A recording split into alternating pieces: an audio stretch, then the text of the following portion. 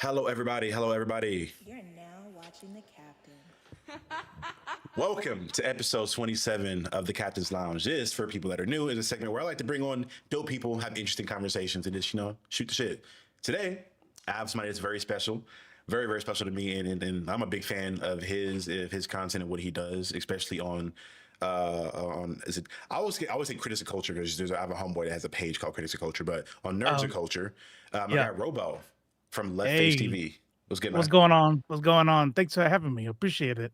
Yeah, The hey, thanks for honored. agreeing to come on, We're man. honored. Yeah. I was laughing because you had hit me up. I'm telling you, dude, I'm getting old, man. It's not just in the beard anymore. It's entering the mind. Like you hit me up. What was it? Yesterday. Hmm. Hey, so how does tomorrow sound? I was like, I opened it and it was like how long ago was it? Was that like a month or something? Like a I long think ass. so. Yeah. Legit. I will. So when I first started reaching out to people in general, I would just Yeah. de-ghost it and not reply back. And I didn't take the shit to heart. I was like, people are busy, and the more content stuff I started to do, I'm like, oh, I see how this happens. So I figured you got Mm, into something or something got busy. I'm like, let me just shoot him a reminder real quick to see, like, hey, you good now? yeah. Cool. You mean I'm back? I'm looking like, all at right, cool. the last one, like, oh yeah, sure. What time is good for you? When are you free? Nothing. I'm like, damn, I forgot to write that. You're good. And then I almost Legit. forgot tonight. I'm like, I'm just chilling. I'm like, hey, 9 o'clock good. I'm like, oh, what the oh man. I swear it's not on purpose. It's not on purpose. Dog, you're all good. I legit forgot that I even asked you until I started trying Yep. to, because I didn't use threads like that. The only time I would Mm, use threads is when my Instagram would like automatically post there. So now that I made a concerted effort to start using it more, I'm like, oh shit, I forgot I did ask him about this shit. Hopefully yeah. he didn't forget that I asked him. Yeah. And you know what? You know what makes it worse is the DMs in threads is not on the PC. So Really? yeah, so if I'm doing like a long day on the PC and I have my threads open, I don't Mhm. even think about looking at the DMs because I'm not looking at threads on my phone and the PC, and I just forget the DMs are even there. It's threads. I never knew this. It's like a derivative of Meta, right? It's like it's in the Yeah, Meta system. So I'm yep. so surprised I didn't have like DM functionality like that. If Facebook Messenger So does and Instagram does, I don't know why that wouldn't. the way it first went was that the DM was through Instagram. So Okay. if you went to DM somebody, it would flip you over. It would flip apps to the Instagram, and it would put you inside there. And then like recently, it became its own thing. But yeah, I mean, I'm probably on there too much. But every time I go over to the Twitter or whatever the fuck, it does not take me long to be like, oh yeah, I remember why I left. that, Uh, that shit is garbage over there now. It's so bad. it's my algorithm is a lot better since I made like like a content creator page where I don't really Uh follow huh. shit. Because my Yeah. other page it'd be like basketball, nerd stuff, ass, Yeah. nerd Here you stuff. go. I'm like, oh, okay, I can't open this in public ever because I don't know what's gonna pop up. Now That's right. we're a lot better now because I only follow select people now. Some bullshit will sneak through, but then I have to hit the little. I don't want. I'm not interested in this thing, but Uh huh. Not for you. I'm still slowly transitioning over to threads. I'm like, okay, the cool kids are over here now. Let me go over here where the Yeah. cool people are at. Yeah. Don't tell Ernie still on Twitter. Oh no. Yeah, he's over there poisoning Memphis. And you just use man. See, Mm, I didn't know mm. until That the recent episode that he was talking about the I almost said collider Grok. like it was a damn with Grok and Yeah. the way they're cooling the AI. I didn't know that was a thing until I watched the episode from what, Thursday. Yeah. Yeah. Yeah. Yeah, Yeah. I Yeah. was That's like, just damn. it's just I'm not wild. like I want to be surprised, but I'm not. Nah. Nah. They don't care. They don't give a shit. Which is even crazier Um because the city's known for the water too. So I'm like, mhm. damn, the one thing they're known for, you're just fucking it up just cause Like money. literally the thing. Yeah. Yeah. Jesus. That's yeah. But people that aren't familiar with Robo, do you want to kind of let the people know like where you're from, what content you do, where they can find Yeah. you at? Sure, yeah. So, like he already said, I'm Robo from Nerds of Culture over on the YouTube channel Blurred Without Fear, a show I do with Ernie, the Blurred Without Fear, where we talk about comics from nerd shit, really nerd shit from Hmm. like a leftist perspective. And then I also have my own thing at Left Face. So youtube.com/ at Left Face, where I do content creation, where I do political commentary and live streams every now and then. not as regular as I should. Not as regular as I should. I ain't even mad. That was legit me with this. I did this like super regularly and then stopped for like a couple weeks. I'm like, oh, I have a guest now. I'm trying to be more intentional about like inviting more people on and not just like waiting till one of the homies is free. Right. But I invited Robo for the main part of one, big fan of Nerds Culture. Well, I watched Ernie for years and years growing up. And then I found you guys' stream, and you guys have amazing dialogue and just go over topics to your point in a very much so, I'll say, sociological framework of things and kind of how content and different things reflect onto the world and how the world reflects onto that stuff. But one of the biggest things that I heard you guys mention, I think in like a month episode, like last month or the month before, was how initially you were very conservative growing up, or at least earlier in your life.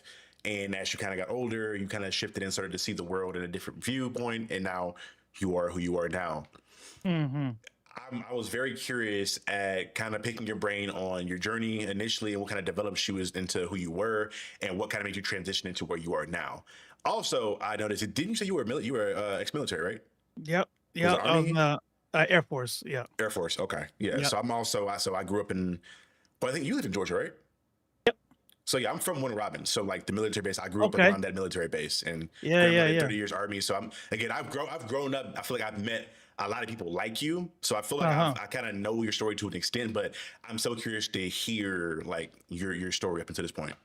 Yeah, for sure. So, man, I grew up, probably kind of like a lot of like Puerto Ricans where you like super religious, and the difference was I was trying to think of my like, do I want to go there? Yeah, fuck it, let's go. I grew up in kind of in a like a cult. I was like in a cult. Yeah, it was like this Christian cultish. It was weird, but it was like, you couldn't. They were like they were like Christian Jews, right? We couldn't eat pork. We went to church on Saturdays, and then around like, yeah, I didn't do birthdays. I didn't do Christmas. Probably till I was about 14, 15 years old. And then we went to like what you would call like a regular church, mainstream church, just a regular church, and everything changed, right? Started going to school on Sundays. You could eat pork now, But I feel like the cultish nature of the way we looked at church, my family never really lost that. So I mean, even when I joined the Air Force in 19, I was still like, really in it. And I wasn't I was like most people where you say you're one thing, but then you do another, you know what I'm saying? And it's like, but then for me, I could be sincere and say that, I was the type of dude, and then when I would do dirt, I'm like literally crying in my room, praying like, why don't I like this? And then a month later, just doing, right back to the same thing. But, but it's like, that was kind of like how I was, you know what I mean? That was like, I joined the military. 9/11 happened like, 2 years after. And you're fighting for your country and thank you for your service. And you're like, man, I'm doing it. I'm doing it. You know what I mean? When I was 24, I thought I was going to become a pastor. I started like, taking classes and thinking like, oh man, I'm going to stay in, but I want to be a chaplain. And that was like, I was for real, something I wanted to do. Fast forward to about, I would say 2013, 2014.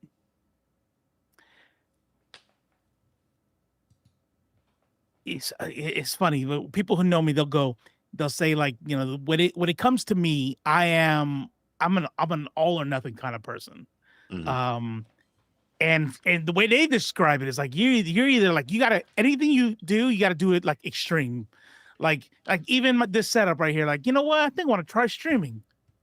Okay, look, well, let me go let me go fucking, sell my firstborn to pay for all this shit, Because it's not cheap. Jesus Christ. Yeah. So I'm like, dang, you really went all in. And I'm like, oh yeah, I try not to do things halfway. It's more of a compulsion than just like work discipline. You know what I mean? Because just don't forget all or nothing, right? So the nothing is a part of that. So because when I fall off, yeah, I fall off. You know what I mean? Like I used to be, we joke about it, me and Chris, Cypher from Cypher World. Um, like we used to be jacked. Like, jacked. Like I used to be like jacked when I was like 30. I'm 45 now. So this is like 30. It's like 15 years ago. And why? Because I was in the gym life. And if I'm gonna be fit, I'm gonna go all the way. Then I make rank. They don't make me do PT. I retire. I'm like, what's the point in working out every now and then? And then I just become fat. I'm like, man, I don't want to work out at all. You know what I mean? It's all or nothing, right? So 2014, I get pulled over. It's always something, right? It's always something. I get pulled over. I'm dating. It's gonna sound like it's gonna sound like I'm bragging, but it's a part. It's a part of the story. I promise. Okay. But the two girls in my car are bad, right? They're bad. And so the one I'm dating, she was in the Air Force, but she's like a fitness model. And then she had this hot friend. We had went out and then we were coming back. And it was her. And then the friend was in my back seat. And I was going to drop off her friend at home and we were going to go to the house.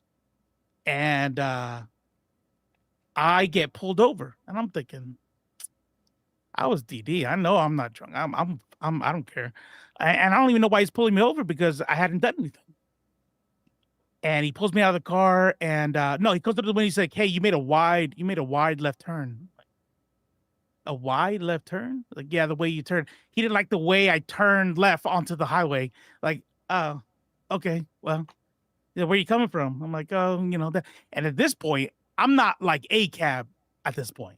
Right? I'm still like I don't think, first of all, let me say, don't think I was ever conservative, like MAGA Charlie Kirk conservative. You know what I mean? Okay. Like, you know what I'm saying? Like I was probably because I'm Puerto Rican, I was never like racist and like, ignorant, I guess. Yeah, it was more like when I say conservative, I mean like the military is fighting for good and the America is good for the world and Jesus Christ is Lord and Savior. You know what I mean? Like that kind of like, thing, but not like the and actually that right there is the crack because I wasn't conservative like my buddies and other people were conservative. Right. But I wouldn't find that out until Trump. You know what I'm saying? So okay, so I'm arrested. I come out of the car, and I my first 9 years in the Air Force, I was a military police, and then the last, yeah, and then the last 14, I was a JTAC, calling close air support, right? But I know like DUI procedures. I knew exactly what he was looking for. Man, I'm straight.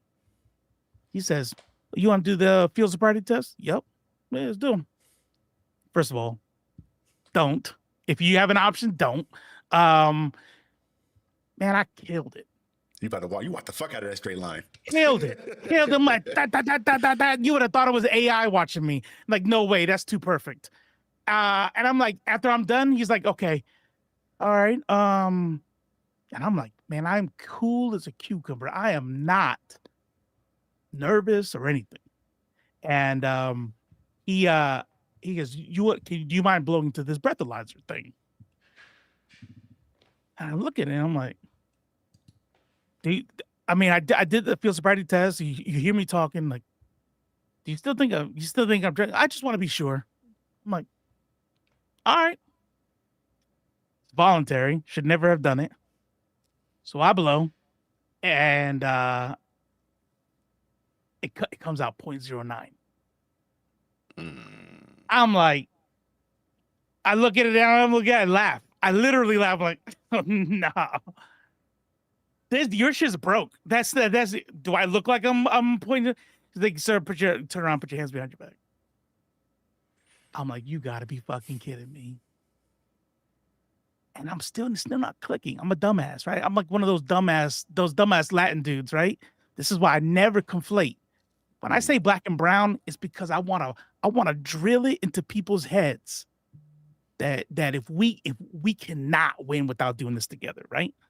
But one thing I will always do is not conflate the two when it comes to how you move through the world. Because up to that point, even me as a brown guy, right? Now, I'm not like a white dude or a white Puerto Rican with green eyes or some shit. Even as a brown dude, I was still kind of like I was that dumbass who was like, you know what I mean? I might have said some shit like, racism is bad as it used to be. You know what I mean? Type shit. You know what I mean? Right. And I wasn't thinking, I'm like, what the fuck is going on? And then my girl gets out the car and she goes, what's going on? And I look over and he obviously yells at her, normal. He's like, get back in the car, blah, blah, blah. I look over, I see her. And then something clicked. I'm like, I see what's going on. And I even told him, I'm like, are you mad that I'm with two bad white girls right now? Is that why? Is that what's going on here? And he's like, he obviously he's not going to entertain me. I'm just like, I just know. I know there was nothing going on, and I'm respectful. Remember, I'm not an ACAB. I'm not socialist. I'm not none of that. Like, sir, how you doing? This is that. Oh, I apologize. Yep, I'll do all of the things. And I'm still getting arrested. He takes me down to the thing. I remember I said DD, but I had a couple drinks. I blow on the machine. That's the official one, and it comes out to like 0.03. Mm-hmm. So I look at him. I'm like what's going on here? And he's like, well. So I'm thinking at that point, like he's gonna let me go. He goes, well, you could still be on your way down. You could have still been drunk when you were driving. I get locked up. Like when I say locked up, I mean processed.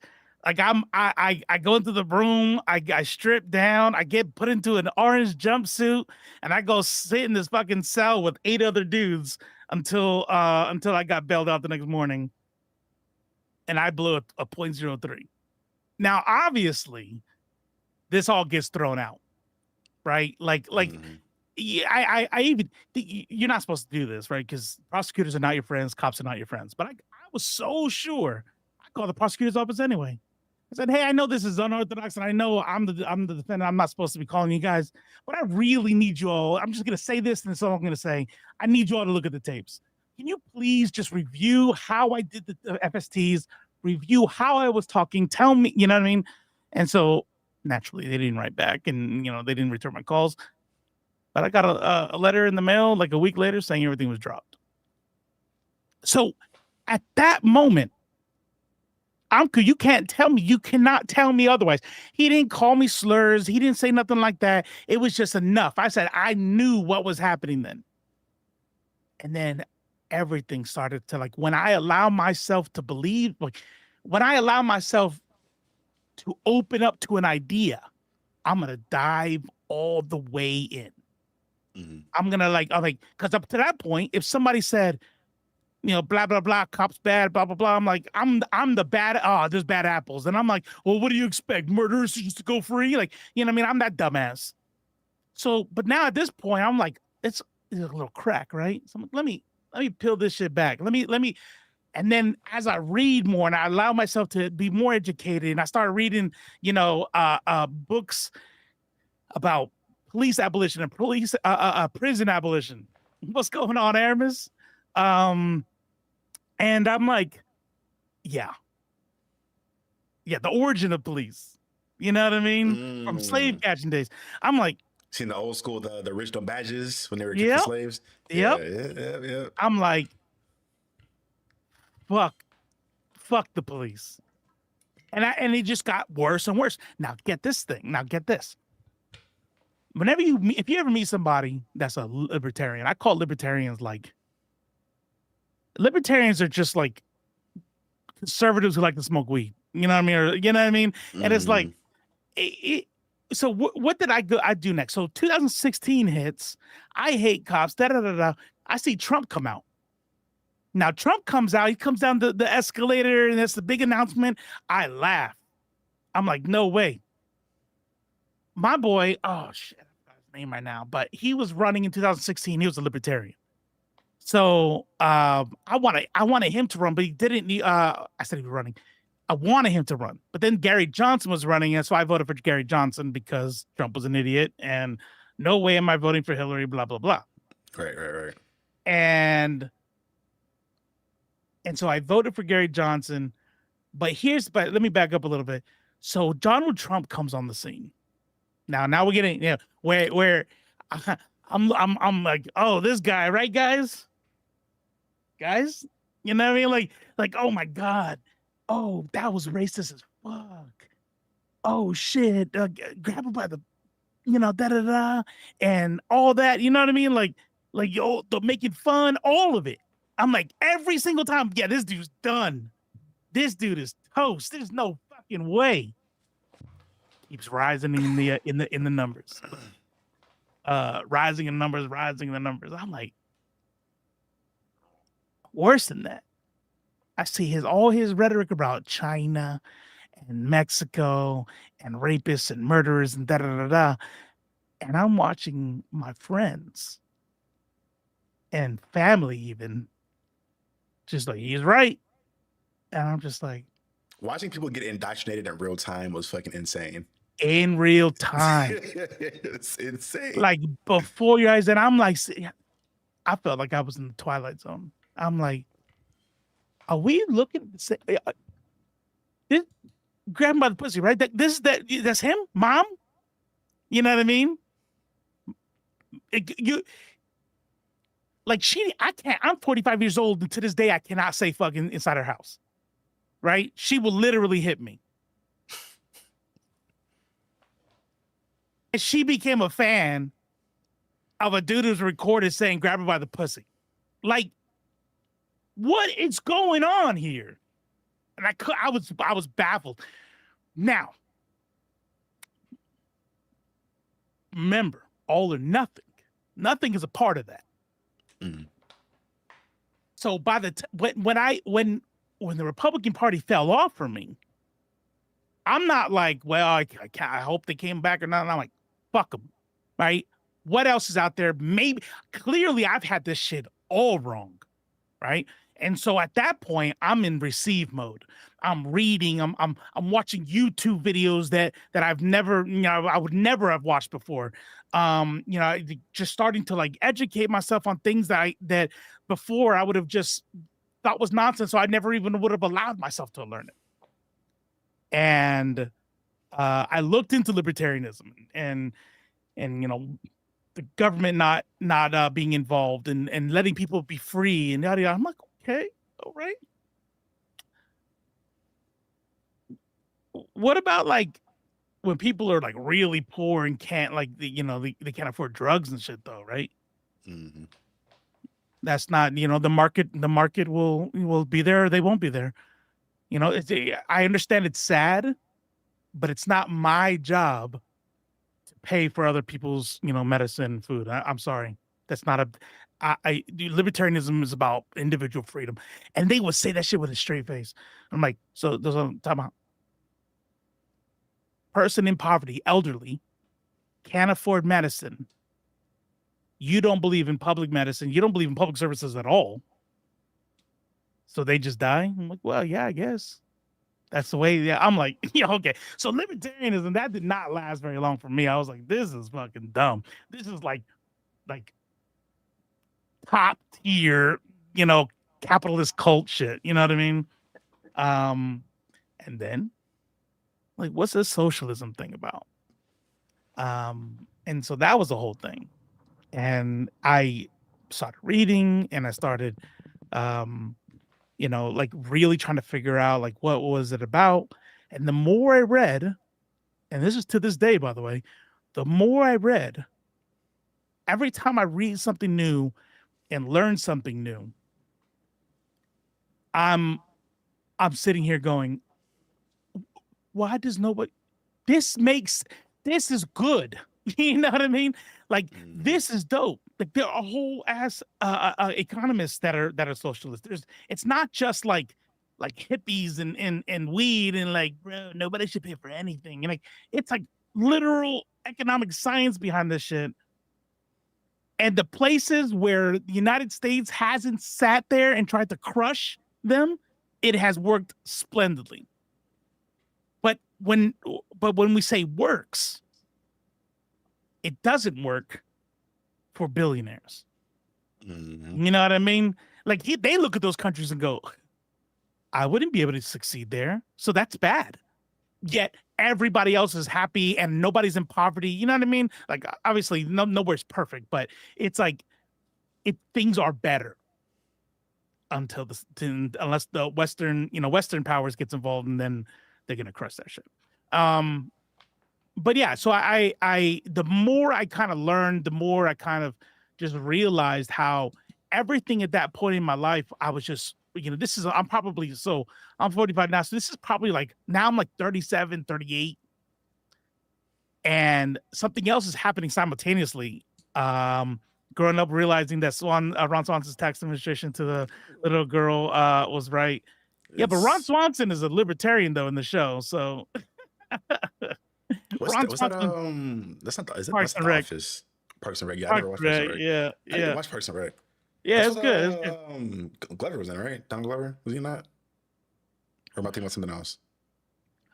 Donald Glover, I don't think so. That's Community. Oh, okay. Yeah. Ron Swanson most certainly was against Medicare for all, for sure.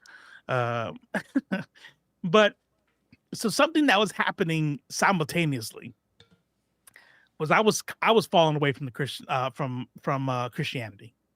And so that was a part of my like reading and kind of getting involved and like really, and again, honestly, like this is Trump. You know what I mean? Because I'm watching a whole entire movement. Now, that's not the reason. That's not a good reason to leave church, by the way. Like, I don't think people should leave church because people are mean or whatever. Right? That doesn't make any sense. Like, I'm not going to use people to determine whether or not there's an all-powerful God. You know what I mean? Like, that don't make any sense. For me, it was because it was the match.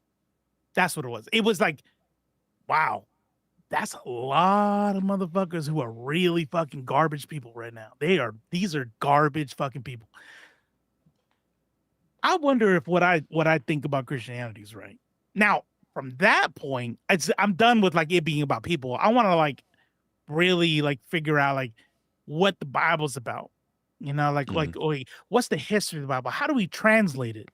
You know what I mean? Like, at this point, I am still Christian. You know what? I really need to be all in.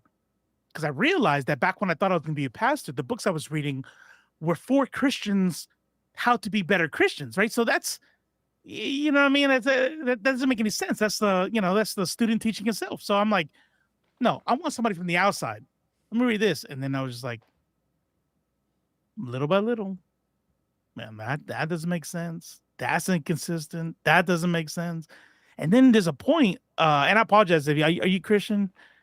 I am, but I'll talk about. I have a very interesting practice of the religion, so I'll talk about that a little bit. But go ahead. You're fine. Okay, you're fine. It matters. I want to be respectful. Let's just say that there were a lot of things that I learned that just didn't sit right with me. And that couldn't get anybody to find a good answer for. And even the people that did give, because I'm not going to go to my neighbor or even my parents or my uncles or my grandma. Like I want to, okay. Oh, you went to school for 20 years for this shit? You got a double doctorates in theology? Dope. Explain this to me. And I don't know how many times I would get answers like, you just can't know the mysteries of God. I'm like, no, like what? You told me God wrote that Bible. You know what I mean? That's God breathed, you said. You know what I mean? God inspired, God breathed. You said that. And now we just can't know. You know what I mean? Well, explain why this and that. You know what I mean? Like, so you're telling me Samson, he killed 1,000 dudes with a jawbone of a donkey. He pushed down the pillars. Like, this is like Aesop's fable shit. And you don't let yourself think that because you've been told since you were a baby that is the devil talking to you. He's whispering in your ear. He's lying to you. Like, get the fuck out of here.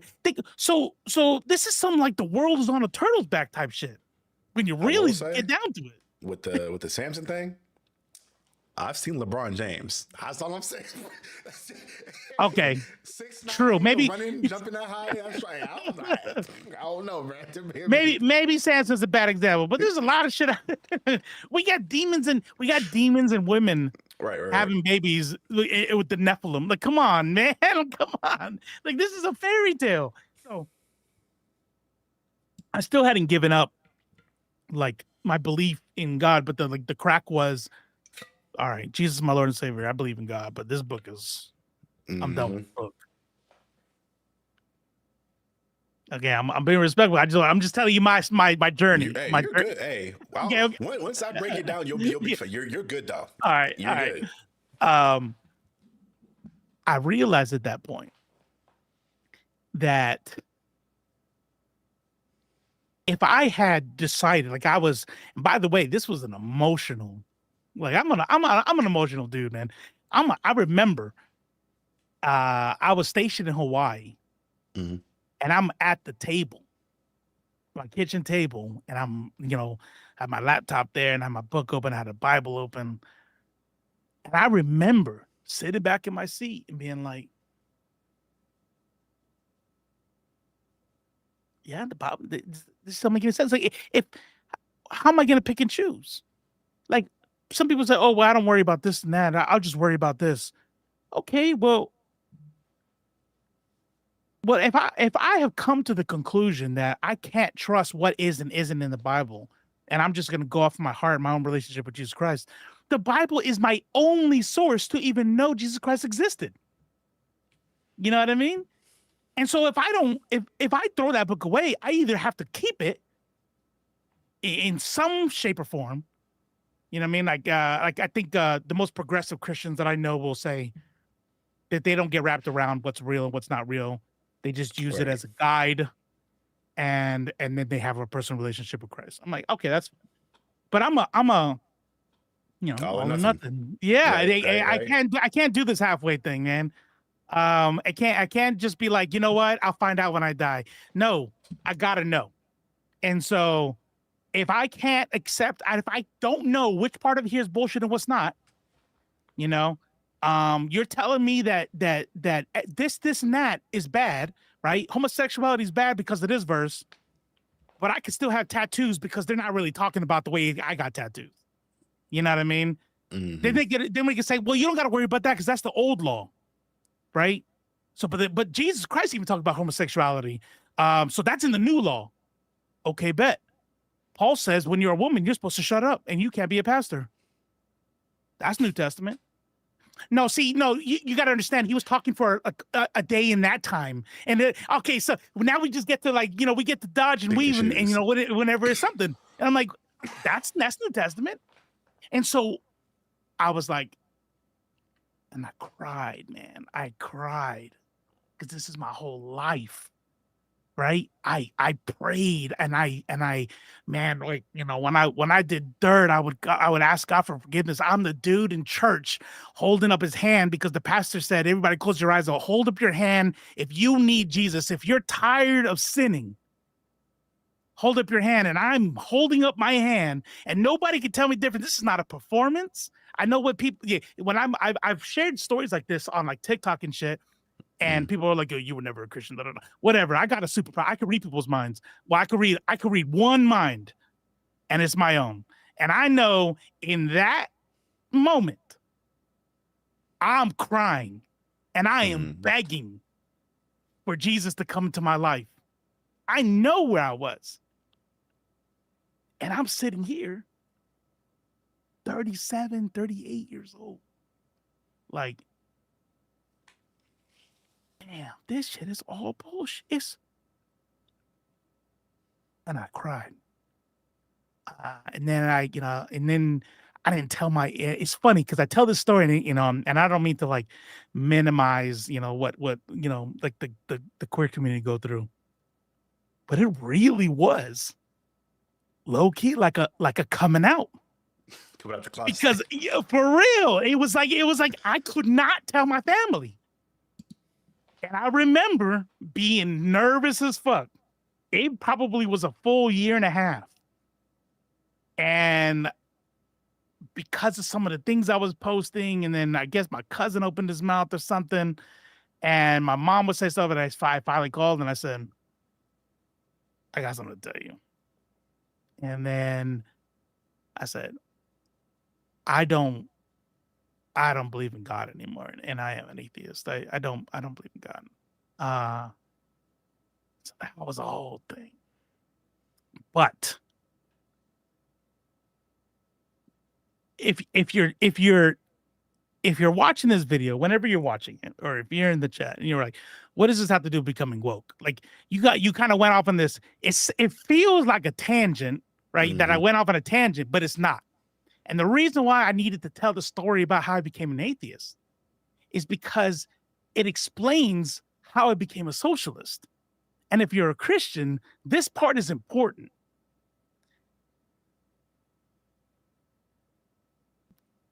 Christianity, it's not like the first 38 years I could just erase.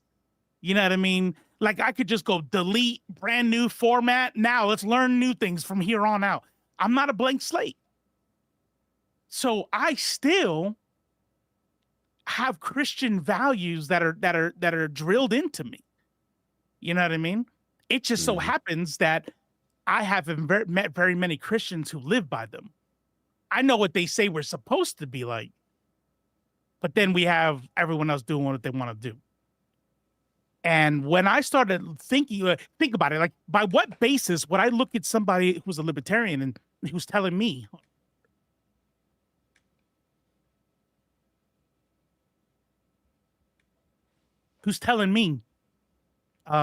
yeah, I don't give a fuck. It's not my job to feed your kids or to pay for your medicine. Like, but by what standard do I say that's fucked up? You know what I mean? And so obviously it's based off of the morality and ethics that I grew up as a Christian having. And just because I don't believe in the supernatural elements of it doesn't mean that I throw out all the morality and ethical lessons that I learned from it. You know what I mean? Like it doesn't, none of that matters. And so as I was learning about socialism, very, very, very ironic that, when you look at today's world, when you're a socialist or a communist or whatever, largely you'd find more atheists than not Latin America, but definitely like in Europe and shit like that in the United States, you'll find that most of them are probably atheists. And I think it's because of the Christian right having hijacked the religion in these places. And so once you leave conservativeness, then it just automatically follows that you're going to leave the church. But in Latin America, you don't really have that thing. What's up, Lo Tigre? What's up, Cypher? Why is your show? You gotta yell it. Lo Tigre? Yeah, that's it. You did it. Yeah. Lo Tigre. Yeah. He said is we always joke around because I don't know Spanish, and I'm like, the tiger? Like, what does that mean? He's like, that's what I thought it was. It's a thing. It's just a thing. You don't get it. I'm like, nah, I don't. But but we still gotta yell it. But yeah. So I think it's ironic because as I'm learning about socialism, as I'm learning about what it means to give up capitalism, what is the society? What is that the thing that was stripped away from indigenous cultures, across the global south? Whose morality and ethics does it most like? It was like, this is Christianity. Like, what do you mean billionaires? You got people starving. You know what I mean? Blessed is the meek. Blessed is the poor. It is more difficult. It is easier. Sorry, it is easier for a rich man, for a camel. It's been a while, like at least like 5-6 years now. It is easier for a camel to walk through the eye of a needle than a rich man than for a rich man to enter the kingdom of God. You know what I mean? The rich man gives a whole shit ton of money, and then the little old lady gives 1 penny, and he goes, "Blessed is that lady." And like, what? I gave all this money. No, you gave some money. She gave all she had. Okay. You know what I mean? And so this is Christianity. This is Christian stuff that I grew up with. You don't see it in the world around you, this Christian nation. You don't see it in this shit we got now. You don't see it in Charlie Kirk. You don't see it in Trump. You don't see it in any of these motherfuckers. And so even after I gave up Christianity, I'm looking at how life works in socialism, right? Even if it's not possible. Let me tell you something. I would be a socialist even if somebody said, "Well, here's the math." I'm telling you right now, it's not going to work. Don't care. Because while one guy is going to say, "It's not my job, guess they just got to die," I'm saying, I will die trying to make sure they're fed. I'm going to flip it. Because I think that's what we should be doing with each other. You know what I mean? Like, we should be sacrificing for each other. Right. You know what I'm saying? Like, I'm not poor, right? But when somebody's like, "Oh, so you're gonna pay more tax?" Yes, literally. You know what I mean? It's supposed to be a community. And real quick. Sorry, yeah. Nah, I gotta. Shout out to Cyrus Ford. Thank you so much for the donation, man. He says thank you. Well, he says thank you for the donation. I appreciate that, man. And he says we have 4 months to learn Spanish. Hey, man, I don't even gotta 4 know, months? but I know. That's I'll be right. ignorant as fuck on that TV. I'm down with La Raza. I'm here. I'm here. And Derpenstein, appreciate. She says you're doing the Dupia snake bite me once routine there at the camel. I'm just saying. I'm just playing. You're right. It's like, fool me once, fool me twice. You ain't gonna fool me again. You ain't fool me again. So yeah. So yeah, that's my story. Thank you so much for sharing your story, because it's a story that I feel like I've heard from a couple of different people. One of my best friends has somewhat of a similar story because he grew up. Funny enough, he grew up heavy conservative. Shout out to Jordan. He knows who you are. And he had kind of a similar thing where he kind of had to have his. I can't remember what he said the exact moment was that changed his whole worldview, but he had a couple things happen. He grew up in the rural South, like in country ass town where we went to college at. So I'm surprised that he lasted in that as long as he did, being where he was. But I asked you to go through that story because I feel like with me, my journey to woke, because I was never really conservative. I will say that. I didn't have an option to be, because I was in a black household, and my grandfather was very much so. At bare minimum, I think we had a lot of conservative traditional values. Sure. But politically always leaned relatively to the left. Now, there is some stuff in regards to those traditional values as far as like how they perceive the LGBTQIA plus community and different things like that, where again, if you're from a black family in the South, you kind of know what the deal is. Yeah. Same with Latinos, for real. Yep. What moved me into being more woke, quote unquote, was nerd stuff and nerd culture, and in my pursuit of stories and storytelling. Growing up, I was watching Power Rangers, cartoons, anime. I was watching everything from every different type of culture possible. And then I was also in choir in middle school. So like I was singing songs from different cultures around the world. And I had this insatiable need to hear these stories and understand why people in different cultures were the way they were. And I started to notice a few things in repetition. One was looking through the mythology of how, one, understanding that these are mythologies now and they're perceived as fairy tale, but at a certain point, these were religions that cultures live by. This is what they understood as their doctrines. Greek mythology was the first one. And I always noticed the god above all gods in Greek mythology, being Zeus, was like the worst person imaginable. The most fuck ass. Yeah. Fucking anything that moved Man, woman, Yeah. child, or creature, or indifferent, was stealing wives, turning into animals, or sexually assaulting people. But he was perceived as this all-powerful thing, and this is what they believed for that point in time. I go into Norse mythology, and I'm looking at how Thor and Odin and Loki are all interacting, and they were literally forced out of Norse mythology, and it was forced to be a mythology due to the Christians coming over and saying, "Yeah, we ain't having that shit." And then we move into Christianity. Again, I grew up South Baptist Christian, Hmm. and I think I still consider myself Christian to this point in time. But what really helped me to look at Christianity more and kind of understanding how in every mythology, all the gods usually have human characteristics and they're humanized, which makes sense because, as a person, you can only see what makes sense to you. So obviously your gods you worship are going to be human or take on human characteristics, whether they be physically or in decisions they make in life. When I'm looking at Christianity was like one of the few religions where I noticed this concept of this God making, because in the Old Testament for sure, God was painted as this angry person who would like, oh, you don't do what I say, fuck it, flooding the shit, you're done, you're cooked. Yep. And would just, oh, you gotta listen to me, cool, you're all pillars of salt now, you're stone, your child's done. He was very angry.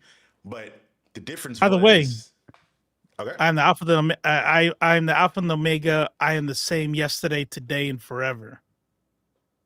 I just want to throw it out there. I just want to throw it out there.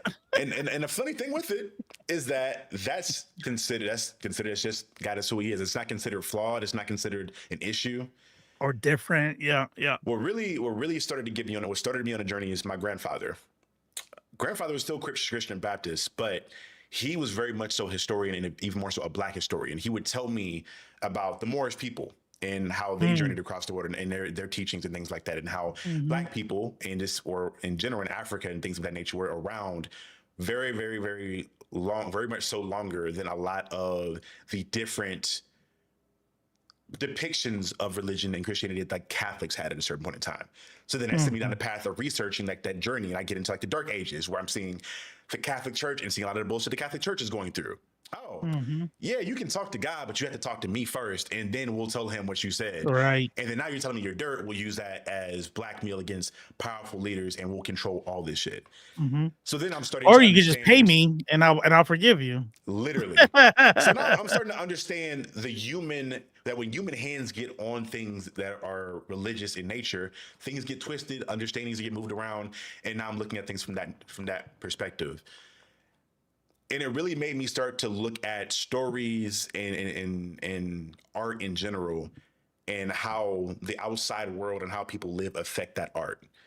So I'm looking at like TV shows differently. I'm looking at movies differently, and how I'm perceiving this stuff.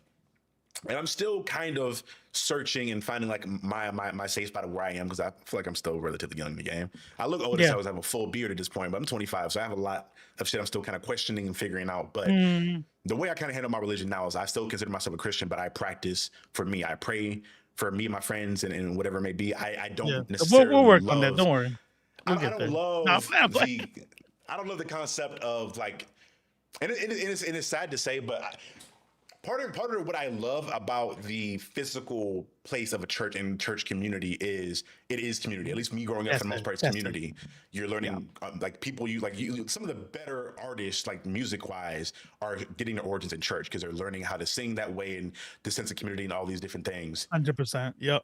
But then you have all the toxic shit that comes aside to where people are getting called out. People are being, I guess, kicked out or like ostracized is the word I'm looking for. If you're not prescribed to things in 100% of the way they are. And then again, if you're a Christian and you're not a Christian in the same way other Christians are Christians, you're also looked at as a certain way. So I've tended to kind of move away from the physical nature of it and try to take what, again, kind of pick and choosing, but understanding that the Bible itself is a construct that I'm very weary of because this was written by man. Because when you read it, all the disciples are writing things from their perspective of being the closest to Jesus. Like, that was my homie for real. Like, we were tight like this. Because there's some things that make sense to your point of the whole aspect of, not committing murder for one, adultery, things there are things that make sense, and then you have the shit that doesn't make sense. And now that I'm understanding that the Catholic Church is a part of all this stuff and changing things, and this isn't the original version, I can kind of see where man had their hands on these things. So is there an original Bible that does not include all the bullshit? Probably. I think it's probably on those stone tablets somewhere, and I have to learn. I'm gonna say Yiddish. That was probably gonna sound really well. Yiddish is actual language, right? Am I tripping? You probably actually, if you want to really, probably Ethiopian. Eth- Honestly, I Yeah. thought there's a specific language. I couldn't remember what it may be Ethiopian. Aramaic. I believe so because I know when I think it's people are I like think it's studying. Aramaic because that's supposed to be like the language Jesus spoke was Aramaic. I think so because I know I talked to one of my choir directors. Her husband was like he went to school for theology and had to learn how to read in that specific language. It's definitely not Yiddish. Yiddish is like a pseudo language that was a mixture of like Jewish and Russian, or I'm sorry, like Hebrew and Russian, or Hebrew, and it was basically what they would call the Jewish dialect of whatever language they were Got you. talking. Yeah. Okay. So now I don't feel as bad. Well, I was like, damn, this is a real language. Yeah, you're close. You're close. Close. But I Yeah, say but I all think that it to was like say, Aramaic. Yeah. I say all that to say it led me down looking Oh at shit. Yeah, media in a Derpy. certain What way. Derpy said? Yeah. Sorry. Go ahead. Oh, Aramaic. Okay, thank God. Thank you, Derpy. Yeah. I appreciate it. I say all that to say, yes, this led me to looking at media and perceiving media in a very certain manner. So now part of me feels like I'm hypersensitive to it. Yeah. Sometimes I feel like, okay, am I looking too much into it? Appreciate it, Cypher. Thanks for coming in, man. Thank you so much. Because I guess something to get into that to apply this to, if that makes any sense, is we watched the Ed Gein season, right? Hold on one Monster. Yeah, go ahead.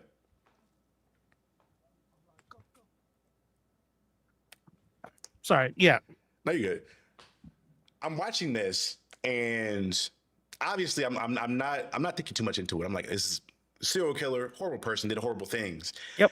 But as I'm watching it and I'm learning more about him, because I knew like generally what I knew he was a serial killer in the 60s, 70s, did not know a lot of the details on his methodology and different things like that. Shit. Yeah. I'm watching it and I'm seeing that he's such a fan of this Nazi, essentially, and the way she would do things. And I grew up hearing about and reading a book called The Delectable Negro back in the day, which essentially details how white people during slave times would literally use black slaves and create furniture and food and different things out of their slaves. And I'm like, that sounds familiar. And I'm looking at how all this and his inspiration to kill, again, how much of this is realistic, I don't know, because obviously a lot of it is dramatized to be, more palatable for TV. But I'm seeing him do all this wild fuck shit and how it's just all deriving from Nazi beliefs and all this extreme beliefs that Nazis have. And then I'm seeing how that goes into slavery. So it's just funny. That all this stuff goes back to this thing, and all this horrible shit that this person did, it was derived from him believing in this fucked up ideology. I wonder. So I watched it, and I kind of, what I did was, because I know how they do shit. I've known this Dahmer, where I'm like, wait, damn, did that happen like that? And then you look it up, like, oh no, it didn't. You know what I mean? Like, what's really fucked up is the brother at the end that ran, he got out. Right? You remember at the end of Dahmer, the guy who got out? Yeah. That dude wasn't gay. Well, at the very least, he's on record after the show came out. He goes, I have no idea why they made me gay. That is not why I went to his house. I am not gay. I was like, that's kind of fucked up that they, you know what I mean, to do that. For the showrunners to do that. The Mendez brothers, I skipped that season. I wasn't interested, but they made them have season after the Dahmer one. Yeah, there's Dahmer, then there's the Mendez brothers, now there's this one, that Gein. But they made the Mendez brothers like incest like each other. And I'm like, is that real? And it's like, turns out like, no, it wasn't real. Why would you do that? So now when I watch them, it's still interesting, but I'm always like, I have my phone there. I'm like, you know what I mean? So there's a lot of things. His little comic strip thing with the Nazi, that was real. I looked that up. I saw like that. I was like, oh, interesting. Yeah. Okay. That girlfriend, he did have a girlfriend that he was with for 20 years. While he was in he was locked up.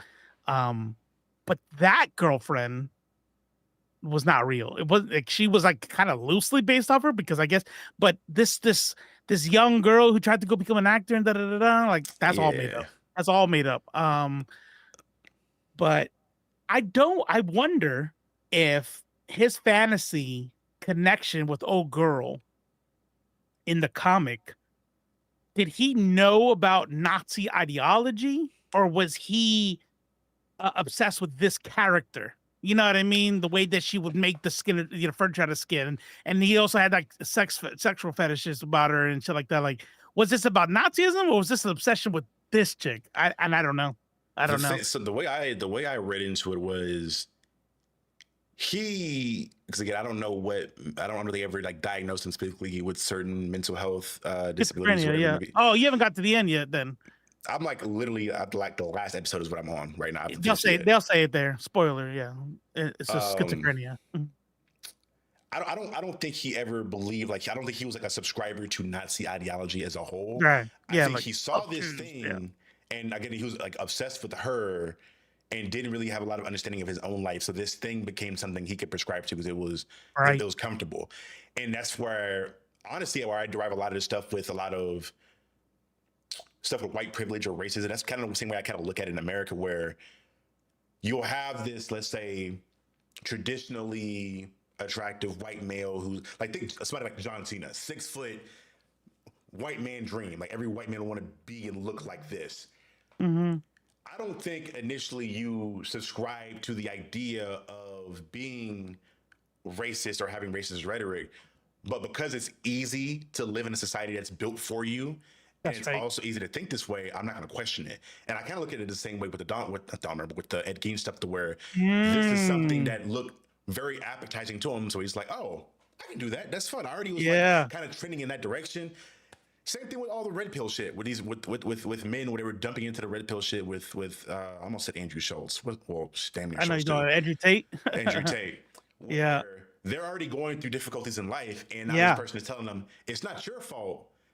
Women are the problem. Yeah, you didn't change anybody's mind. You were telling people what they already wanted to hear. Exactly. They were already primed. Yeah. That's the way I perceive that. And he already had his own mental health issues on top of that. But that's the way I perceive. Plus, I don't know how accurate it was with how fucked up his mom was.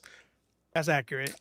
It is. Oh, his diagnosis, the mom stuff was accurate. The diagnosis was accurate. I got heat on Threads because I said after finishing it, I felt for the dude. Like I felt bad for him. Like I was like, God damn, that's fucked up. And it's not because and that's not minimizing anything. Yeah, for real. That's what it is. Yeah, you're right. It's not like I feel bad for like, oh man, like, yeah, even though he killed those people, he's not such a bad guy. No, it's not that. It's that I have like my wife's a therapist, and I was doing my undergrad in psychology. Like I have mental health problems. I take a ton of medicine, you know what I mean? And I'm thinking to myself, fuck, man. Imagine growing up in a world where you are being fucking severely abused by your mother. You have mental health issues that you will never get help for. You lose time. You hear voices. You see things, and you don't know. Like at the beginning of the thing when his brother came out, like at first I thought it was like, oh, he's coping. Like it's like a version of like, no, I'm choosing not to believe it. My brother's fine, right? Like an unreliable narrator type of scene, right? No, he thinks that motherfucker's there. Have you got to the lie detector test yet? I have. So he like truly believes. He believes this shit. And so when I sat there, and man, I'm gonna tell you, you're gonna see when you watch that last episode, man. And he's just crying, and he's in pain. You watch when everything kind of unfolds, and the doctor kind of just like, no, here's what's actually happening, and he's like shaking. Charlie Hunnam better get a goddamn fucking Academy Award for this shit. Bruh. This motherfucker's unreal. This is one of those roles where like I'd be concerned for the actor. Like, bro, where did you have to go Right. to become this person. Like you had to dig somewhere deep to become this. This is Yes. insane. Yep. I well, I got heat. Yeah. I got heat for Phil back from. I'm like, bro, like, how do you not like? People don't like being reminded that these are human beings. It's easier in your mind to just like create like a cartoon villain and just hate them. Like I'm fine, I hate them. But you know what we do that with? We do that with incarcerated folk. We do that with people in prison. We just throw them away. And now we have the prison industrial system like we have it because they get to be cartoon character villains. These are not people who've been locked away up, serving 4 more times the sentence than a white dude for the same crime. These aren't people wrongfully convicted. These aren't people with mental health problems or people who've been suffering through abuse and were just lashing out and now they're living 30 years in a cell. Like fuck them, I don't care. Fuck them, I hope they starve. Oh, you heard about the prison cell where a whole bunch died because they left them in there when the hurricane came through in Florida? Fuck them. I don't care. Clean them up. Get them out of here. Save me some tax money. These are the people that'll tell you they're Christian. And they're treated like that when they come out. And funny enough, I guess y'all promise this is going to relate to a lot more nerd stuff, I promise. But to relate it to that, when I'm looking at is this supposed to be a nerd talk thing? My bad. No, no, it's not. It's just because people on this, I'm at a point with the channel where I cover all kinds of nerd stuff. Like it's what I'm passionate about. But I am getting more passionate on like making people understand that sometimes in a lot of this nerd stuff, it goes deeper than what you perceive it to be. It's not all just nonsensical fun. Like, yeah, it's fun to see people with powers, but what is the writer trying to convey in this message? Right. And that's what I try to get. That's where I try to have like my difference of how I cover nerd stuff. Cause we have like somebody like Rob, who was there to cover the summary of what the story is. But no, why was this writer trying to convey this? And that's one thing I noticed in most, especially early comics, is that once you're labeled as a villain, the world perceives you as a villain, no matter if you come out or if somebody like Doom, who's very complex in how he operates. The whole world of Marvel Comics perceives him as a villain outside of people that personally interact with him and know him on a personal level, like the Fantastic Four. He does fucked up shit, but there's a reason for it. I will say though, with the Monster series, I had a little bit more heat with the Dahmer season just because it did feel like they were really trying to like sympathize him some. Like I understand the aspect of understanding he's a full faceted person, right? But that one, maybe just because it hit too close to home for me, seeing that like black people in this area were like screaming for help and telling you, hey, we're hurt here, and they're just ignoring it because of where it's coming from. That's right. And then obviously I have homegirls like this to where they like obsess and fantasize over serial killers. I don't understand. I don't know if you know women like that, where it's the whole thing of like I heard of them. I don't know any in real life. My homegirl, she doesn't. It's more so a joke. We fuck with her about it. Right, She's like, John Wayne Gacy's birthday is on my birthday. Oh, okay, yeah. I tell her, I'm like, something's wrong with you.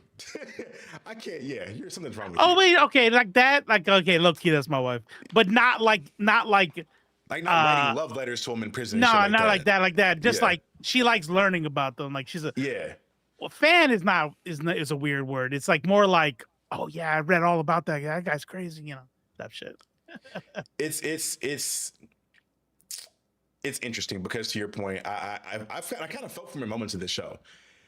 I felt for him because granted, especially because I found it very interesting. They didn't really show him committing as many murders. He did. They showed a lot of bodies, but then because I know they showed him kill the one babysitter. Yeah, Ed Gein. Yeah, they showed him killing the babysitter, and they showed him killing his brother, obviously. But I'm like, for 200 bodies to be in there and having all those, and the body parts that he's had in there seemed relatively fresh. Because he was digging them up. He was digging up fresh spot. Well, yeah, that does make sense. Yeah, remember he was at the one thing. He's like, ooh, that one, because when he went and started doing some nasty shit. Then he was like looking for people who had just recently died, so he could. That shit was nasty. I thought when he was doing a do with old girl, and he told her, "Oh, you're too warm." I was like, "Oh." Man, that shit is. Look, man. I have this thing with a horror sometimes, and I'm a huge horror fan. A lot of the videos on here are horror, but there is sometimes in horror movies where I understand your job is to make me feel uncomfortable, but I didn't need to see an entire scene of this man having coitus with a corpse. I didn't need to see that entire. You could have like, off screen or like shadow. You didn't have to show me that in detail. That was kind of that was a Nah. lot. That was a lot. And then, there's and certain then they scenes would like say that. shit like, oh, it was oh, that one's within 2 weeks. I'm like, let me tell you something. If you've ever been with another human being, that's true too, huh? Right there. Like just when people always confuse when people talk about criminals and they always say murderers, rapists, thieves. Like, how is it? Yeah, one of these are not like the other. Like, Like I just it's got arrested true. for selling some weed, bro. I don't. I forgot what Yeah. said she wanted a relationship like Joker and Harley. I see that all the time when people romanticize that fucking relationship, and I'm like, no, we're never dating. I can't. Talk. You will ruin my life. But It's to that point. I think when people watch these shows, they don't ever think about the extra things. And part of me sometimes I feel like I'm like, am I reading too much into this? Because you hear it all the time. But the other part of me is like, after, especially watching something like Peacemaker, which I thought this second season, how Gunn set the Plan X shit up. I was like, because that was one of those situations to where if you are a person of color or if you kind of are aware of a lot of the things that go on there, you caught what was going on pretty quickly, or at bare minimum, you were like, damn, I ain't see no niggas in this scene. You're right. Right. And then because I talked about it in my review for the video, because Chris was raised with a lot of that traditional white male ideology and to a certain extent racist ideology from his dad being a Nazi. He learned how to live within this idea. He has this comfortable worldview that he's able to live in because he's a white man. He didn't question it. And his friends are the ones that disrupt that and make him uncomfortable and make him grow. Right. And they burst his bubble in that ideology in that his regular world. So the fact that it took them to come to this fucked up world and immediately understand shit was weird, I found that so interesting in the way that Gunn wrote that. Now, how much this is on purpose, I don't know. Because sometimes the flags are right. You just people at that level. I think nothing's. When you're like I took literature and film one time. It was one of my favorite classes. I really wish I had gone to film school, but I took literature and film, and we studied like Alfred Hitchcock and shit, and like everything that happens, like nothing is by accident, because like not even from a logistical point of view, like there's only so much time to tell your story. Every minute, every second is money. And so you're really trying to get everything. So everything that happens on camera is for a reason. Back in the day, like during Hitchcock's time, a bird was another a slang for a woman. Like, well, she's a fine bird, she is, type shit. And It's a crazy fucking slang nickname for bird, yeah, a bird. It's crazy. So when you watch Psycho, there's something that happens where like a door slams or something, and there's like a stuffed bird, like a dead bird, like probably from hunting or something, and it falls off. Right now, if you're just watching it, maybe you think the thing falls because it's makes a loud noise. Oh yeah, it's trying to startle you. It's just making noise. But the bird got knocked off, and it was foreshadowing the woman who would die later. You know what I mean? And it was like shit like that. I guarantee you that the fact that they did not make it obvious with Nazi symbols and stuff until later was so that you can experience the same thing Peacemaker experienced. So that you, as a black viewer, immediately, everybody who's black saw that first episode and was like, why was there no black people on that shit? You know what I mean? And I'm gonna be dead ass with you. I didn't until the second time we got into that world. Okay. Where we were like going around the Argus Center, and I'm like, damn, there's like I'm not seeing anybody brown or black anywhere. Now I didn't think it was the Nazi thing or like the plot. I didn't think it was that extent, but I was like, sounds weird. I thought it was like, damn, the casting director did a shitty job of like casting people for this shit. Like, yeah, you falling off, bro. Usually you're pretty good about diversity in your shit. What the fuck? Yeah. And so I think, but what that does is it kind of allows you. Hey, so check this out though. That's actually kind of dope too, though. Think about it. It's just something that I talk about sometimes, where when we talk about like white supremacy, right? we rightfully so, we talk about it in the like how it presents itself in white people, right? Hmm. But one thing that we talk about much less is how it presents ourselves, how it presents itself in non-white people. Mm. You know what I mean? Like you were born in the same country as everyone else.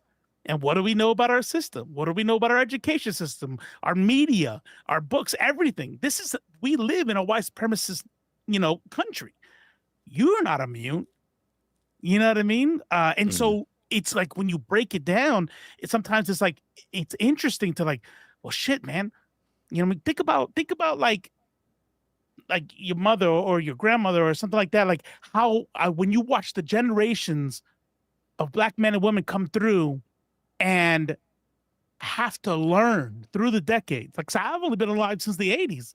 So the 80s, 90s, 10s, right?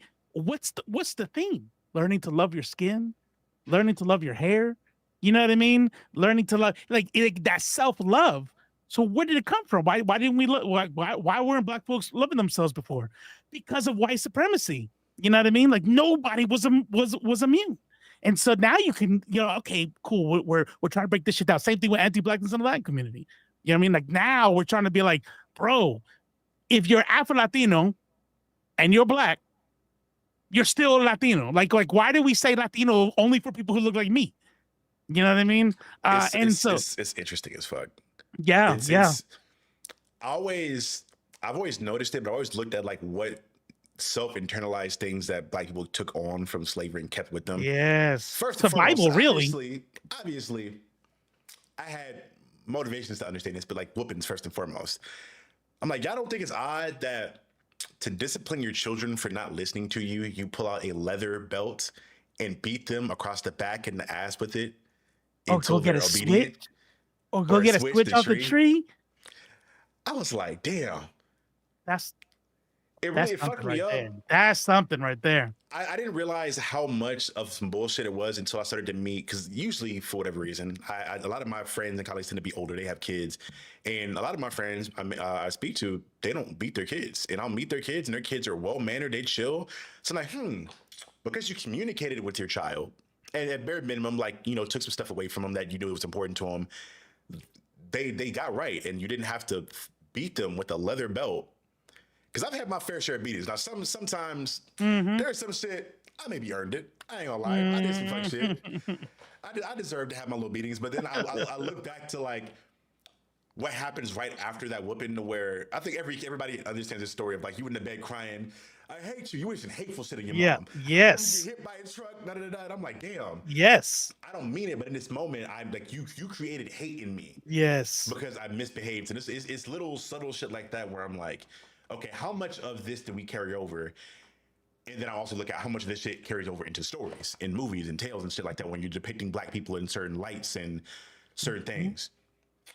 And how much of it is slick. Because I didn't notice it a lot until I would, and I swear this is going to seem like a shot at Buddy, but it's something I noticed later on. Dude that made Blackish and did it's a Kenya Burris. Mm. Well, if you watch a lot of the productions Kenya Burris puts out there, like 90% of his shit is Oh, the always actor, the main dude. no, the writer. The guy No. that writes and directs the show. Kenya Burris, he's the Oh, writer and okay, director okay, yeah, for it. got it, got Yeah. it, got it. Most of his stories usually revolve around light-skinned black man who is in white setting but doesn't feel black enough, doesn't feel white enough, and just the way he depicts blackness is always very interesting, and it's something that he does in everything he has. What really put the crown on the head, well, the crown on the head, I'm just making up fucking analogies at this point. What really fucking Oh, you was do like it. the nail in the coffin for me was watching the movie he put out on Netflix that had Jonah Hill, Eddie Murphy, um, what's old girl's name? She was married to Nipsey Hussle. I'm blanking on her name. Lauren London. Uh-huh. You People is the name of the movie. You People, and the whole premise of the movie is like black woman's dating white man, mixed family, all that shit. I'm like, this nigga and everything he puts out is just following stereotype after fucking stereotype and low hanging fruit joke after low hanging fruit joke. And I didn't. I started to see like black people really like not fucking with bro like that, and talking about it online of like having like noticing the same things I'm noticing. And from the outside looking in, you would think this person who is, to your point, grew up in the same country I grew up in, the Right. similar upbringing from the way he depicts his stuff, but he's depicting this. Granted, obviously, he's a lot of self-insert characters, like where he's felt like the light-skinned guy that wasn't black enough, whatever it may be. Sure. But I'm also like, at what point do you understand that this is a societal and a systematic thing that's being built up to have black people perceive you in a certain way, and that Yeah. also that's not really a thing or too much of a thing later on. I hear like lighter skinned people that I meet that are in the black community say they had issues of bullying like that in growing up. Hmm. But like you're as a I've never, and again, in the chat, y'all let me know if we had a light skinned brother in the chat that maybe had this issue, but I've never seen a grown man that's light skinned or mixed go into a black setting and they're like running you out of there, bullying the fuck out of you because you're light skinned. Usually, it's not only an issue until you bring it, or it's not even an issue. It's only people only like speak about it until you bring it up in conversation, and even then, it's usually like a little joke here and there. The fact he like always like Kenya Burris always makes the light skinned boy trope like really seem like it's vilified in a lot of the shit that he puts in when he's writing stuff. But hold And on, hold on. it just feels Are very we interesting. are we gonna pretend like the whole like light skinned fuck boy The colorism shit, yeah. It's yeah, a yeah, thing. yeah, It's a thing. yeah. The jokes are there, but you're right. Like getting laughed out, I've never seen, but the jokes You're are never there. like kicked out of the black. Like the black community doesn't No. kick you out of Yeah, like it isn't. yeah, We don't demonize you. Like we'll get the jokes Yeah. off because obviously there's some shit there from like house slaves being lighter skinned, feeling like they're closer to Sure, whiteness and shit like sure. that, and having Yeah. that white light skin privilege. It's a thing. It's a joke. But it's never been like the hate. way that it's depicted. It's always Not like, in the way that like dark skinned folks got it. it's Not almost in like that he way. tries. It's almost like he tries to depict it as like reverse racism, quote unquote, is the way it looks Right, sometimes. right. And again, y'all let me know if I'm tripping. I will always admit if I'm wrong, and I'll have the dialogue. But that's the way I perceived it. I'm just like, it doesn't Yeah. feel right. It feels off. And again, this is Yeah. from somebody who, from the outside looking in, black man, grew up in America, so you can't say you're ignorant to this stuff. You make content based around this stuff, and it's something that is like consistent. It feels like one or two times, cool, you're getting off your childhood story, but like damn near everything you write has this like tied within it, and it's Yeah. always depicting like same issue like people have with Tyler Perry, where you're always depicting Right. these like problematic black tropes. And it's what you choose to write about. Now, granted, it's what makes money, so you can question society and like what they're spending money on. Because if it's making money, I understand that aspect of it with capitalism and shit like that. But the fact these negative stereotypes are just so successful there, you keep pushing them out and pushing them out, and then the stuff that is pro that, like if you're looking at, I'm trying to think of an example, like maybe like I guess Black Panther would be like a lazy example where Afrofuturism and things like you're putting these black people in a place to where the only issues they're having are for the most part politically and how they're seeing the diaspora. It's not a color thing. It's how you treat people and that whole aspect of it. I don't know. It's something, I guess this is a long-winded form of a question, I guess.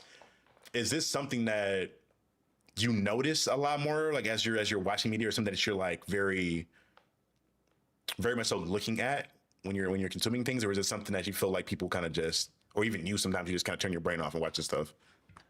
Well, so here's the thing is I don't think that anybody turns off their brain.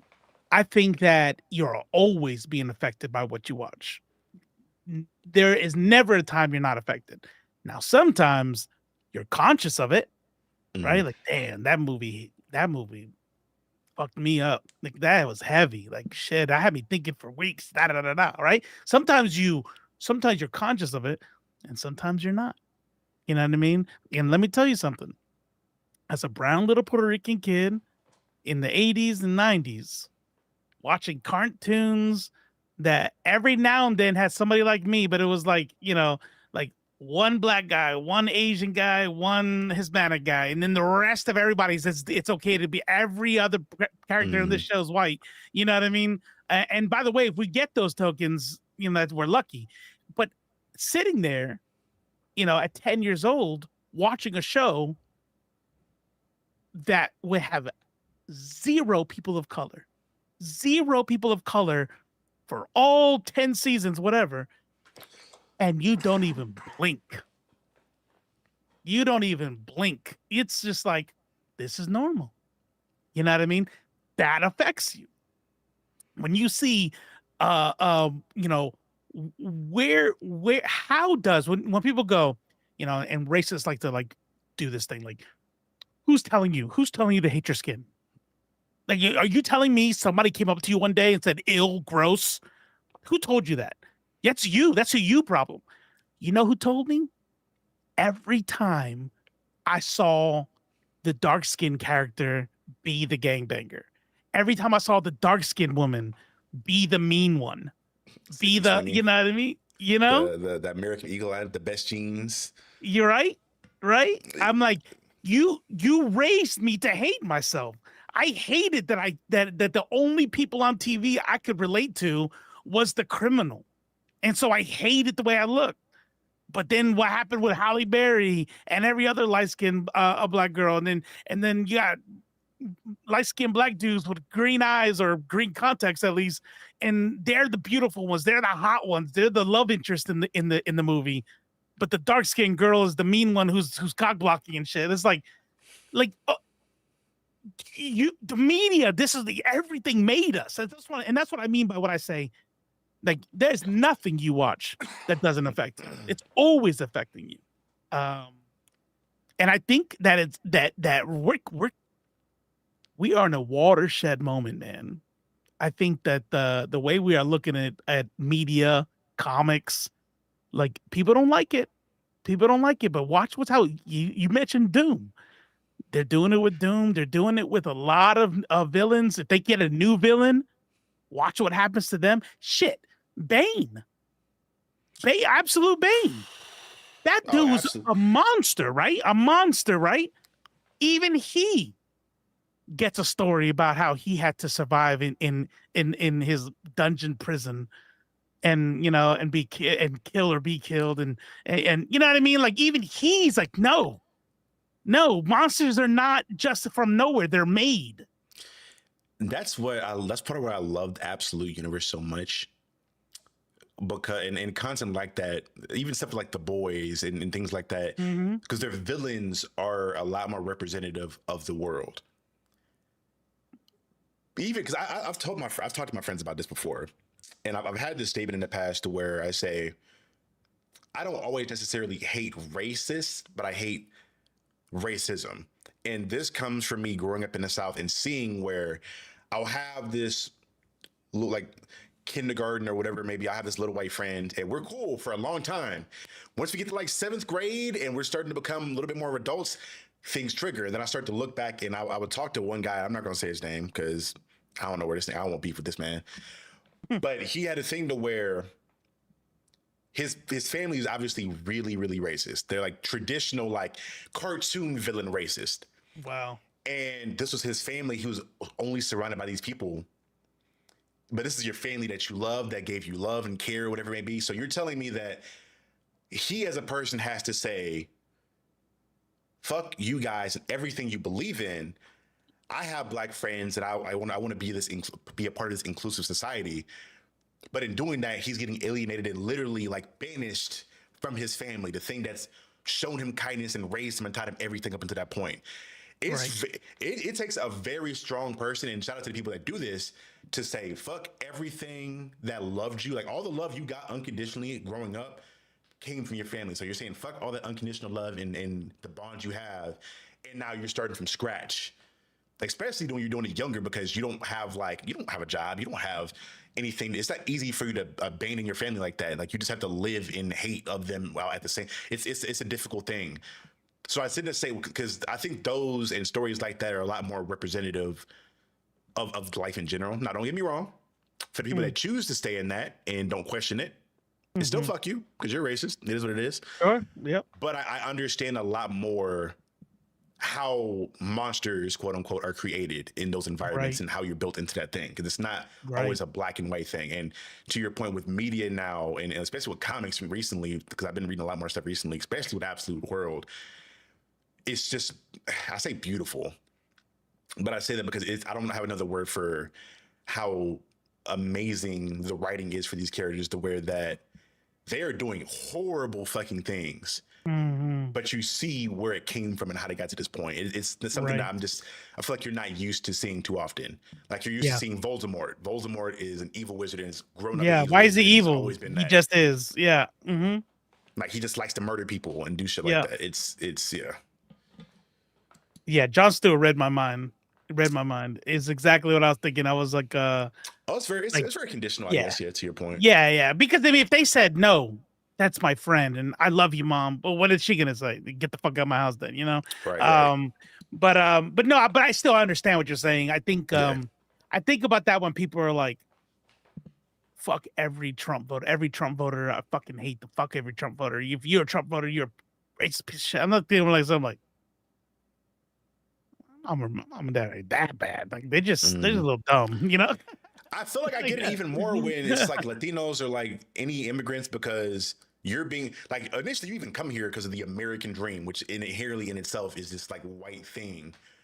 And then you get here, you work hard to get where you're at, and you have this idea that everyone should do what I did. I got here, I pulled myself up by my proverbial bootstraps. Crabs in a should do what I barrel. did. Crabs in a barrel, man. And again, you have to question it. Now, when ICE comes a knocking, then you start to say, "Oh, maybe that wasn't the best idea." But I No, understand how you 100%. get to that point, because you're going through this. You're going through, like, white people are making you go through what they say the dream is, even though they don't have to go through it. They're making you believe it, though. Right. The farmers go through it, but besides the farmers, I don't know too many white people pulling themselves up by the bootstraps. It's bootstraps given down to you by your fucking grandfather or your forefather before you. Yeah, no, 100%. And that's why people are waking up now. But hopefully it's not too late. Because like I bring up my mom and dad, but like now they don't like him. Mm-hmm. But just because he's like 10 times worse than what he was in 2016. So 2016, it was like he was saying all the bullshit and they were falling for it. But now they're like, but I don't want to be like, I told you so. And then like, like, oh man, that's crazy. Yes, he's so much different. He's legit turned into a comic book villain at this point. Like It's ridiculous. This is some It's X-Men ridiculous. shit that he's doing right now. It's Yeah. insane. What's even crazier is that it's actually Stephen Miller, because Trump is actually a legitimate no shit moron. Like he is a dumb dude, but he's good at like being shifty, and you know what I mean. Like he's still a con man. He's a cockroach. But yeah, exactly. But the only thing that dude cares about, was I saying this on There's a Coach yesterday? I can't remember, but it was like the only thing this dude talks about, cares about, is money.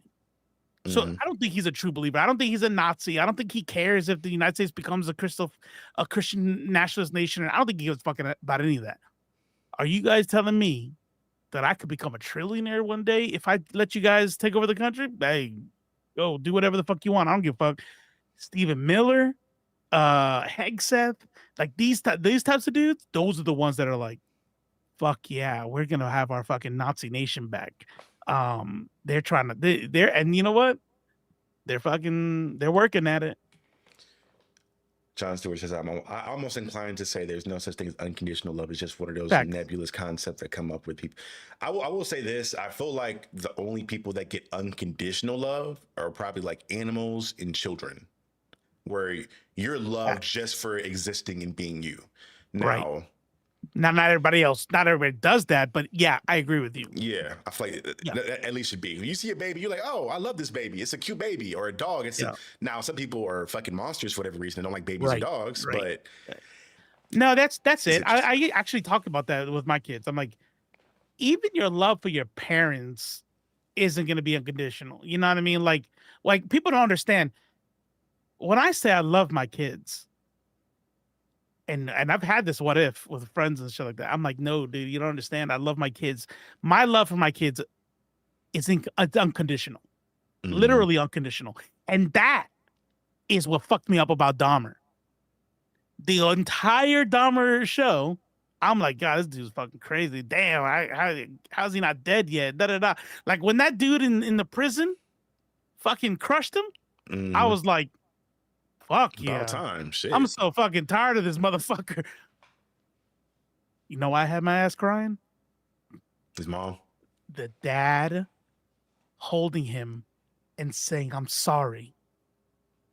I'm sorry because he blamed himself. He was too hard on him and he let him fucking do shit like cut into the animals and shit like that. Mhm. Like, and he blamed himself and he's like, I'm sorry. I'm like, "Mm." You know, because my daughter, she's cool now. She's 24 and I love my daughter and she's cool. That young lady was a wild child. Like like dating literal, no, I'm not just saying a thug. I mean a literal gangbangers. I'm like, to where her mom calls me and crying because someone just shot at the house, type shit. I'm like, I talk Dog. about me and her talk about it to this day, and she's like, and by the way, like, like my family grew up in the Bronx and shit. Like I didn't. I grew up in military base housing. You know what I mean? Mhm. Like her mom was from Greece. Like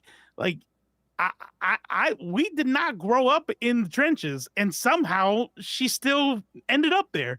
And I was like, what is going on here? Like, we were just, and now she's like totally. She thinks back. I don't even. I don't know what the fuck was going on. I have gone through what Dahmer's dad in that scene went through. You know what I mean? Because I was a fuckhead with her mom. I was, I've never been physically abusive, but man, have I been verbally abusive? Have I yelled? Have I, shit? Yeah. You know Yeah. what I mean? So when I watch her, choose dudes that are screaming at her and Mm. being a piece of shit, I know that was normalized by me. And all I could do is just fucking cry and say, I'm sorry that I was a piece of shit. You know what I mean? And so, like, I'm imagining that. So when I tell people, I say, man, let me tell you something. Nothing my kids can do to make me stop. Oh, what if what if your son, did blah, blah, blah, blah, blah, Pedialyte, blah, blah, blah. And I'm like, he would go to jail and I would still love him. Like, what if he was eating them? What if he was, what, don't care. It doesn't matter what you say. He's a joker at this point. This. Yep, don't care. He could be he could have been first person, the best Nazi camp guard, employee of the month, all year. I don't care. If when he goes to jail, when he sits in and he rots in prison, I will know he needs to be there. You know what I mean? I will know. I'm glad he's not, hurting anybody anymore or whatever. But I will still love him and I will still call him and I will still tell him I'm sorry, because obviously something went wrong somewhere, and I will never not love my kids. You know what I mean? But let's say I lose my mind for whatever reason and I slap the shit out of my daughter a bunch of times or something. She's going to take her son, she's going to leave the house, and she's going to be like, fuck that guy. There's plenty of kids who don't love their parents, you know what I mean, for whatever reason. You know what I mean?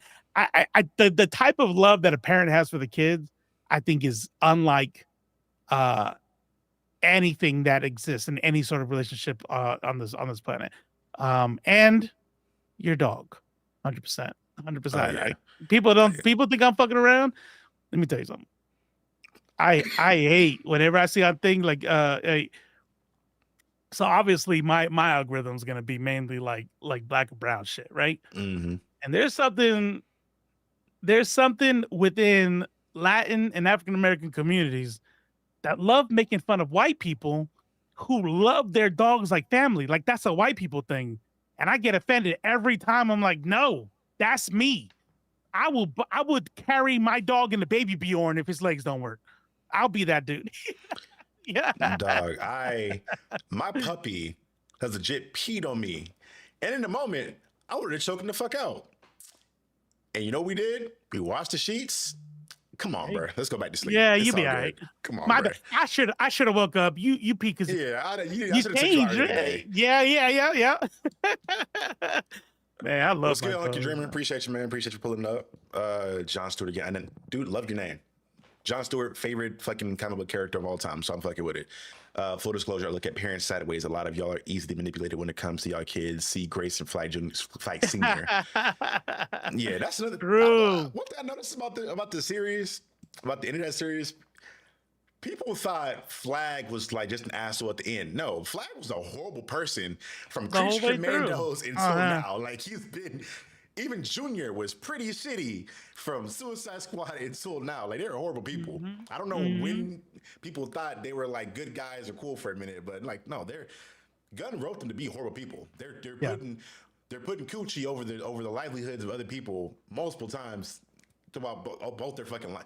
It's the whole thing, but You know, it's the same people, and that's why I think Gunn is a genius. It's the same people who sometimes it's obvious, right? We get to make fun of them, like the people who like Rorschach or the people who think like Punisher is like awesome. Like, you know what I oh mean? my No, these are god, these are like characters you're not supposed to really like, or the dude off of Breaking Bad, right? These are characters you're not supposed to like. So we get to like obvious ones, right? But sometimes, and Punisher's kind of like this too, like what I'm about to say.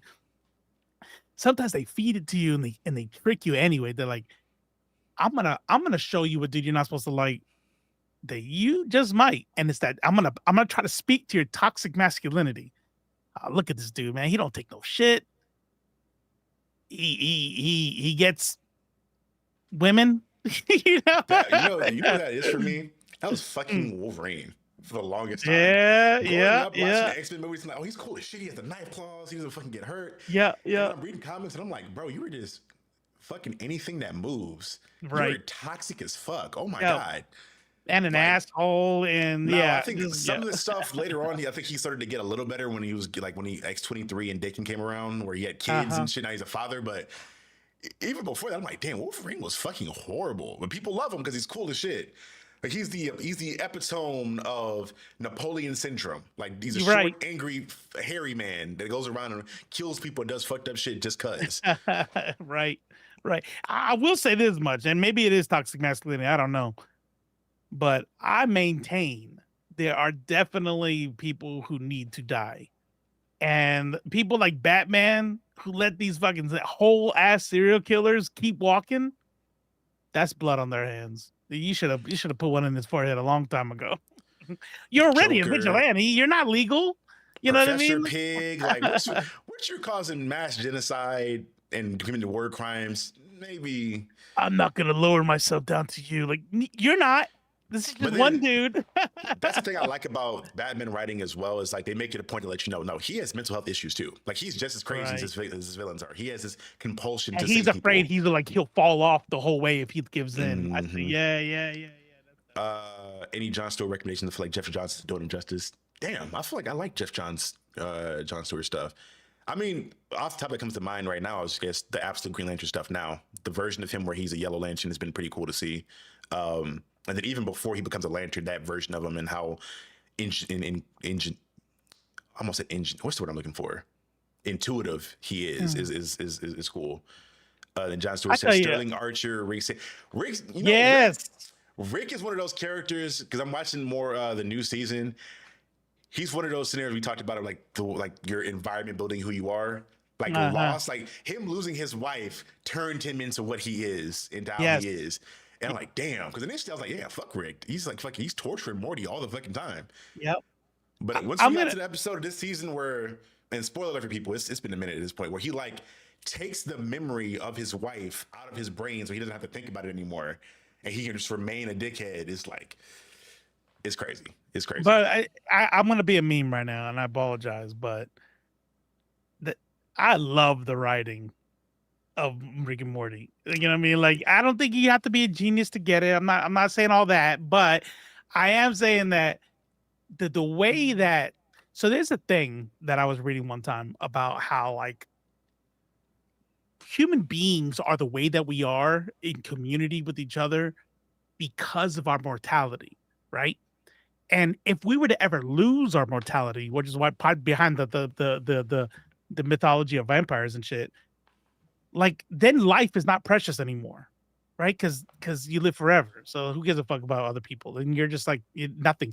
So Rick Sanchez is this dude that just like he realizes the meaningless of everything. There's infinite reality where anything happens, but mine sucks. I lost my wife. You know what I mean? Mhm. Like I like his family that he has right now isn't even his fucking family. You know what I mean? They're dead. All of them. And so he just fell in on a new family.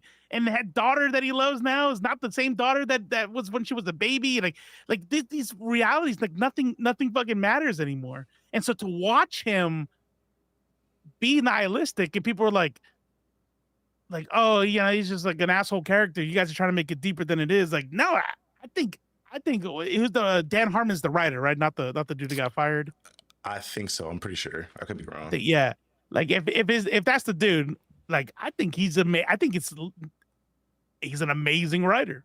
I think he did that really good, and he's been like giving me gut punches since the beginning. Like when Rick he's in love with the collective mind, you know what I mean? That planet or whatever, the collective hive mind chick. Not the Counselor Rick. She's talking about I know what you're talking about. I can't Yeah, remember the episode. She like, they puke in each other's mouths, and then that's how she spreads her like virus, right? But she's like an entity, and then they're in love with each other. But then she's like, yeah, this doesn't work. She breaks up with him, and he's just like, and it's fucked up because I was kind of going through a breakup whenever this episode was out too. He goes into his garage, and then he like considers like, pressing the eject button, just ending it, and then he like creates that little life thing, but then that dies, and I mean the music and everything is like, oh my god, I'm depressed as fuck right now. That's one of the few shows that I feel like does the multiverse thing so well. Yeah, because I feel like everyone was doing the multiverse shit, and I was kind of getting really fed up with the shit. The only two things, well, three now, that really did it incredibly well was Everywhere, Everything, All at Once, obviously. Also, I haven't seen that yet. Oh, bro, you haven't seen that movie yet? I haven't seen it yet. Oh my god! I keep wanting to, but then like I'm either like everyone around me has already seen it, so I'm not gonna make them watch it again, and I'm not really like the watch movies by myself type. So like one day I just gotta sit on the couch and put on a movie and just watch it by myself. At some point I'll have a watch party. We'll watch it together. I love watching. I think I watched Sinners like 15 times because I went and saw with each friend group that didn't see it because they wanted me to go see it with them. Nice. But which that movie maybe, well, not the movie, but like the way the Oscars work again, because they gave Jamie Lee Curtis that supporting Oscar role because they've been holding her for all the horror she's done over the years, and I'm like, she didn't deserve that one. That's not the one she deserved. She deserved a different one. But I say all that to say it's that movie, and then I go into Rick and Morty, because I think to your point, the concept of nihilism, and you have all these options of all these great worlds, but it's not what you think. It's not all peachy. And I think I love that about Peacemaker too, where he went to this perfect world, but this perfect world was a fucking nightmare for him. Right. It's that whole aspect. Because I feel like people just use the multiverse shit to be like, oh, fun dimension, we'll have fun here. Right. And then some kind of conflict happens where we can't stay. Or in the MCU, it's the not Nexus beings. I can't remember what caused the incursions. That's what it was. Right. Yeah. So you said you're reading the Absolute books. I just got done editing Ernie's Absolute Evil. Have you read the Absolute Evil yet? Yes. So the way Joker is talking about the rules and like how I'm like this is it. This is what I'm talking about. This is like Rick and Morty, right? This is like, dude, there's always gonna be evil and there's always gonna be balance. And then when we start talking about balance, you look at Mirror Master saying like we gotta balance it. Like they're like up here puppeteering shit, and it's like this is why. And then we see it mirrored. I mean, no pun intended, but we see it matching the real life. That as soon as you think things are gonna go good, no, somebody's gonna come fuck that shit up because I'm getting to a point where so much of the shows and media I'm watching, I'm like, that's crazy. That would never happen. Especially like watching Gen V or The Boys. I'm like, that's funny, haha. And I'm like, damn. Oh shit. That's a little too close to home, Yeah. ain't it? That's kind of. Hey, he just made a Fox News host the Department of Defense secretary. This is really fucking happening. He murdered somebody in broad daylight, and they all cheered because of a belief that he set up, and now he got drunk off the pot. I'm like, this is, oh god. And what's funny is when I see like racist people watch that stuff and they like love it. I don't understand. He's making fun of you. You don't talk about you. Talk about you. I like that meme with James Gunn Superman where like how it was obvious to everybody except Zionists that was Israel and those are Palestinians, right? And then I saw a meme where like it was some people in a watching like something, and then like Nazis came. I saw something, and then the bottom was like, "Are we the bad guys?" He's like, "Yeah, this is about you, homie." Didn't he say? I thought he said he wrote that book like years before that happened, right? The Palestinian thing has been going on since forever. Oh Like shit! yeah, way before October 7th. People been sharing like shit like even from celebrities talking about like free Palestine and stuff, and then it'll be like dated like 2009, 2008. Oh Like, wow. bro, this shit has been going on Yeah. forever. That's why it's I didn't realize it weird. was this bad until the recent shit with the hospital bombings and things of that nature. I'm like, oh, Right. they don't give a fuck. They're Well, this Jesus thing, Christ. October 7th, I would be silly to. All right, so you get some people that'll be like, "There's always been a genocide," or da da da da. No, if we're being for real, what we saw, what we have been seeing happen since October 7th, that's unprecedented. That's never happened in Palestine. Mm. But I mean, since I mean, at least 1968, 1947, you know, with the British Mandate, and then 1968, they have been subjugated and oppressed since 1968. You know what I mean? They have been murdered and you know, illegally occupied. But then that switch, that what happened on October 7th, what started then, that was something where Israel said, you know what? Fuck it. Let's go full Nazi. You know, let's go. We're going full Nazi. Let's do this. And even though it just might end in you know, now I know we're talking about like shows and shit, but Yeah. whenever we were talking, like whenever I hear them call the people who have died martyrs, at first I think to myself, like, oh, like, you know, it sounds like it's something nice. It's like, oh, you know, you honor them. Yeah, we'll call them martyr. But like, what's a martyr? You know, a martyr is somebody who like died for something. So initially I'm thinking, like, I mean, I love them. My heart goes out to them. You know, free Palestine 100%. But I mean, you chilling in your room and then Israel murders you, like, that doesn't make you a martyr. Like, you didn't die for something, for your belief or something. Makes you a victim. Right. Exactly. There's still a victim. Yeah. Yeah. But then something hit me and I was like, oh, they are martyrs. Because each and every one of those deaths is showing the world who Israel is. And for the first time since the last 75 years, the entire planet is realizing that this anti-Zionism equals anti-Semitism is bullshit. We have the flotilla, who, by the way, that flotilla, you know, those sailboats that are trying to get to Gaza, you seen them in the news? You know, those have been going on since, like, I don't know the exact date, but way before October 7th. Like, this has been a regular thing. You know what I mean? But nobody in the world, I didn't fucking never heard of that shit. I think, for maybe at least for me, and probably for a lot of the world too, people saw Israel and were immediately. I think a lot of the cope that people had for Israel still is kind of stemming off of the World War II stuff, where it's like, oh, they went through, Jews went through all this stuff. Yeah, they've been riding that shit hard. Yep. So we're just not going to think anything of it. And I'm just like, damn. And then I remember, like, even before this happened, I remember hearing about like how advanced the Israeli like special military forces were, how they were like the most dangerous in the world and shit like that. I'm like, damn, it's tough that we understand that they have like some of the most lethal military forces in the world. Nah, wait, I don't think so. I was hearing humming. It was tripping me out. Sorry, go ahead. It could have been. These headphones are noise canceling, fuck. So I thought I turned my phone off. Yeah, all right, no worries.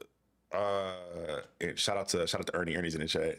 Remember, hey Ernie, BET Comic View had people making jokes about Israelis bombing Palestine in the 90s. Yeah, in the 90s. You know what I mean? So this shit's been going on for a minute. But again, going back to the martyrs thing, like, these motherfuckers are dying. And could they say fuck it? Could the Palestinian people say, you know what? Fuck it. Where do you want us to go? Sudan? Sudan will pay taxes? You know, what country? Because, you know, what Trump was like trying to figure out, like trying to ship them away, right? The Palestinian people could say, okay, we'll just go. And I'll tell you, they will gladly stop killing. I promise you, they will gladly stop killing them. They would put them on planes. They would ship them out to whoever said that they can come to our country, and then that would be it. That would be the end of Palestine, and Israel would take it over. And instead, they say no. We're gonna sit here and die. You're gonna have to kill every one of us. And now the world knows exactly who Israel is. I ain't gonna hold you. Part of me doesn't think it would stop. And I think just as I a don't black think man, I see different. There's so many different points in American history where black people have said, "All right, fuck it. You don't like us? We're gonna go over here and do our own thing." that's right. Black It don't Wall Street, matter. different things like that. We're doing our own Uh-huh. thing. We're gonna build up our own stuff, and they're like, "Well, we don't want you there either. Yeah. We don't want you with us, but we also don't want you to thrive on your own." Right. Now, will they go I just hunting hate down you. across the globe? I don't know, maybe, but part of me feels like when you're oppressing somebody, I don't think it's ever going to end. I think it literally is to death at that point. If they feel like they can use you to their own ends, they're never going to want to let that shit go, no matter right. what that shit is. Personally, Ernie says, actually, that was always the punchline of the jokes. This shit ain't ever going to end. Yeah, it's never going to No. end. But like I said, I'm glad that that Israel is finally like because I didn't know, you know what I mean? Like October 6th, 2023. If you had asked me like, hey, what's your opinion on Israel Palestine? Because remember, I'm not a lifelong leftist. You know, that was the whole first part of the stream. Like I don't. If you had asked me October 6th, I still at that point would have said, man, I don't know. It's complicated. You know, they've been fighting for like thousands of years, thousands of years they're fighting over that. I don't really know what's going on over there. You know what I mean? Like I would say that's most people. That's at best. You know what I mean? That's you not being a racist. That's you, thinking that colonizers are bad, but you just don't know what's going on over there. But that's on purpose. And so that's why I think like the word martyr is so appropriate because it's like, oh, look what they're dying for. They're dying to make sure we know.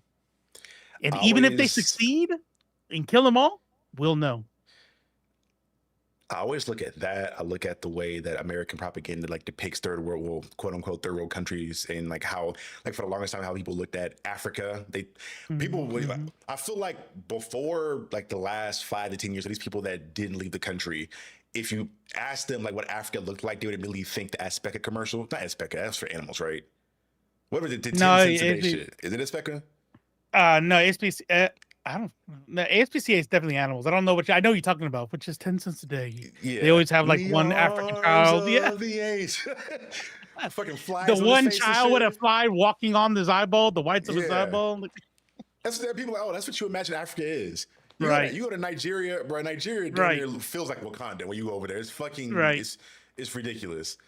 UNICEF, that's what it was. Thank you, John. UNICEF, yeah. It's interesting. Hands across America.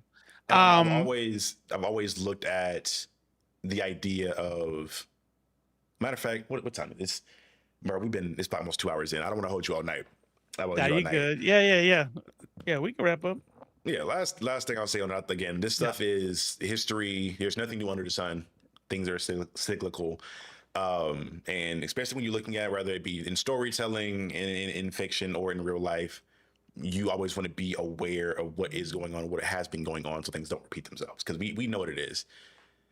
So we're gonna see. Again, it feels like somebody opened up Pandora's box and shit's been fucking on 10 for like the last, has only been felt like maybe like 6 months to a year, but bro, we're not even a year in. Yep. Hopefully shit calms down more, or at bare minimum, another like we're gonna have some French Revolution shit pop off. One or the two. It is what it is. Hey, look, here's what I tell you. You said something important earlier when you were talking about I clearly probably because I am not black, but what you said about like the way that black parents will beat their kids, you know what I mean? That shit, like I'm like, oh shit, damn, that's deep, right? But guess what that means? That one day, way far into the future, when you have children, you're gonna remember that shit, and you're gonna be like, nah, not me. Not me, my kids. I'm not gonna be my kids like that. You know what I mean? And that's what this is. Like it seems like, yes, it's cyclical, but at some point we can break that. We're gonna be different. You know what I mean? And I do think that whether it's Palestine, whether it's capitalism, whether it's whatever, imperialism, colonizers, right? Like I love, and by the way, I love that is fucking Black Panther the movie. Nobody was saying colonizer before that. You're colonialists. It was always colonialists, right? The nice word. And then they changed it to colonizer. Love it. What do we do now? You know what I mean? And so just like with how we raise kids and just like we look at the world, I said, nah, fuck that. Nah, we're going to be different. You know what I mean? So I think we recognize the patterns a lot more. Don't be Rick. Huh? I think we recognize the patterns a lot more. Yeah. I think, yeah. especially with this term, people saw the Trump shit on the, like we already knew from the previous term, but it was stuff with like Project 2025 and shit like that. People kind of saw what the pathway already was versus like in Germany when Hitler's first popping up. I don't think people maybe have recognized the pattern at that point. And to your point, yeah, I don't think it's going to be 100% a cycle, but can we stop it? We'll see. No, but we just don't stop working. All we can do is fight. You fight and die, you know? But before we dip out again, Robo, let everybody know where they can find you at, what your platforms are, et cetera, et cetera. Yeah. Follow me. I'm pretty active these days on Threads. You can find me out there at Left Face TV, Left Face TV, and then on YouTube, Left Face. And really, if you really want to see me, it's going to be over on Nerds of Culture on the channel Blur Without Fear with Eddie, the Blur Without Fear. Everything else is, hit or miss. Yeah, shout out Robo, shout out Ernie. Again, this is really just an excuse for me to speak to people I'm fans of. Watch the show damn near religiously every week for like the last damn near year. I was watching Ernie's stuff and I was like, oh, Ernie's doing a podcast now? All right, cool. Let's check this shit out. And I'm like, oh, this is cool. This is fun. So y'all go check them out. And again, I love you guys really break down nerd topics, but also look at the sociological framework of how that shit ties into culture and vice versa. And again, if you guys are interested in anything I have going on, again, you can, if you made it this far into the stream, it means you like the stream. So please like the video. If the hype shit is available, I don't know if it's available for streams. I think I was talking about this with Ernie last week. It may not be, but like the video. And you guys can stay on the lookout for stuff that I have coming out. As far as content wise, I'm doing a serial killer movie slash horror movie video essay I'm doing where I'm kind of relating serial killers and what was going on in the world at that time and how that influenced the horror genre. And we're starting with slashers, of course. So the Ed Gein thing came out at the perfect time. So I've been putting it together. The script's like 3 pages now, but I'll probably have that done hopefully sometime in the next, probably this weekend. I'll probably get a fucking brain blast and finish it up. And then outside of the YouTube channel, I've announced it before, but y'all, my first comic book that I've wrote and been collaborating with a bunch of artists is finally announced. It's going to be dropping on October 31st this month, Halloween. You guys can go check it out on the Echelon Graphic Novels website. It's being published through Echelon Graphic Novels. Shout out the team over there. Shout out to Ethan. Congratulations. That's what's up. Yeah, a lot of time and money went into that. So that being said, I'd appreciate it if you guys go check that out. It's my baby. It's something that I'm really passionate about and a bucket list thing, honestly, that I can create something that's been meaning a lot to me my whole life. So can you like say like a little bit about it, like not like the genre or something? Like it's going to be more of a horror action type of situation. So if you guys are familiar with stuff like it's like a supernatural vibe, but also combined with a little bit maybe like Bleach. I'm already sold. The anime. That's what's up. I'm a horror fan, so my shit's the first one got to be somewhat horror. So it's gonna be somewhat like that, and I'm definitely gonna play around a lot with Judo Christianity and that whole concept of Lucifer and things of that nature. Because again, being a Southern Baptist Christian and loving culture has kind of always stood out to me how that stuff operates. So I'm playing around with it. I'm learning as a writer. So again, all criticism is good criticism. It makes me grow because I want to write more shit and create more things as time goes on. So again, Robo, thank you so much for coming on. Everybody watching, thank you guys so much. This has been Captain Diesel of Captain Diesel's Dojo. Remember, forever and always. You're now watching the Captain. And I'll see you guys next time. Peace.